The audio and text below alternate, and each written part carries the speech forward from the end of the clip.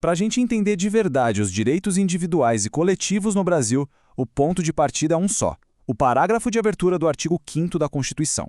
Vamos mergulhar fundo no que essa declaração fundamental realmente significa. Essa única e poderosa frase, ela prepara o terreno para absolutamente tudo o que vem depois. É a base, o alicerce que estabelece o princípio da igualdade e a inviolabilidade de direitos para todo mundo no Brasil. E o mais fascinante sobre essa abertura, que no direito a gente chama de caput, é que ela não está ali só de enfeite, sabe? Ela é a fonte, a nascente de onde todos os outros direitos individuais da nossa Constituição brotam.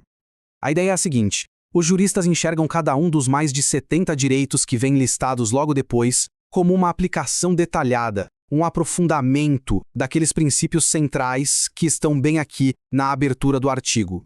Só que aí surge uma pergunta fundamental, que o próprio texto levanta. Quando ele diz brasileiros e estrangeiros residentes, quem exatamente está incluído nisso? A resposta pode ser bem mais ampla do que parece.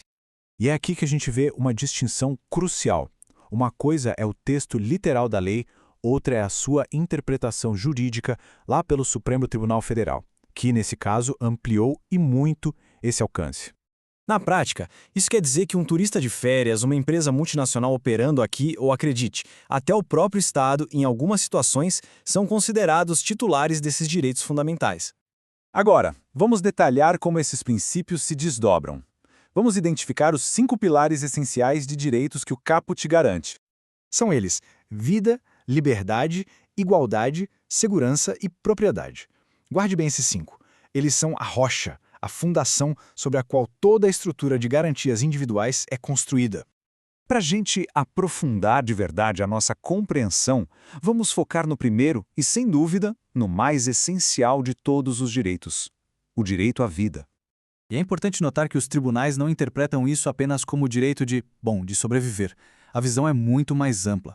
É o direito a ter uma existência digna. O STF, inclusive, já chegou a incluir a busca pela felicidade como parte desse direito. Essa proteção toda se estende a um ponto bem delicado: a vida intrauterina. E é aqui que a gente entra em alguns dos debates legais e éticos mais complexos que o Supremo já precisou enfrentar. Vamos ver como o tribunal navegou em 2 casos super emblemáticos. Primeiro, o do feto anencéfalo. A decisão foi permitir a interrupção da gravidez, com o fundamento de que, por ser inviável, o feto seria juridicamente morto. Já no segundo caso, da pesquisa com células-tronco, o STF decidiu que usar embriões que sobraram de fertilização in vitro não ofende o direito à vida, liberando a pesquisa. Bom, isso nos leva a uma questão bem crítica sobre os limites do poder do Estado. O mesmo Estado que tem o dever de proteger a vida pode, em alguma situação, tirá-la? E se puder, em que circunstâncias? A resposta do Supremo foi estabelecer critérios muito rigorosos. A força letal é o último recurso. Só pode ser usada depois que todos os outros meios falharam e, o mais importante, só quando for estritamente necessário para proteger outra vida de uma ameaça real e imediata. E aqui a gente chega num ponto crucial. Mesmo os direitos mais fundamentais, como o direito à vida, não são absolutos. Eles têm nuances, têm limites, que estão previstos dentro da própria Constituição. É natural, é quase instintivo a gente pensar no direito à vida como algo absoluto, né? Aquele direito que nunca, jamais poderia ser relativizado. Pois é, mas acontece que a própria Constituição brasileira, de forma bem clara, prevê uma exceção específica e bastante extraordinária a essa regra. E essa exceção é a pena de morte. Mas calma, só em uma única situação: em caso de guerra declarada. É a única hipótese em que ela é permitida, o que só reforça a ideia de que nenhum direito, nem mesmo da vida, é totalmente ilimitado. O que a gente viu, no fim das contas, é que o caput do artigo 5º não é só uma frase bonita. É um princípio vivo, dinâmico, que está o tempo todo sendo interpretado e aplicado às complexidades do mundo real, da nossa sociedade. E isso tudo nos deixa com uma reflexão final.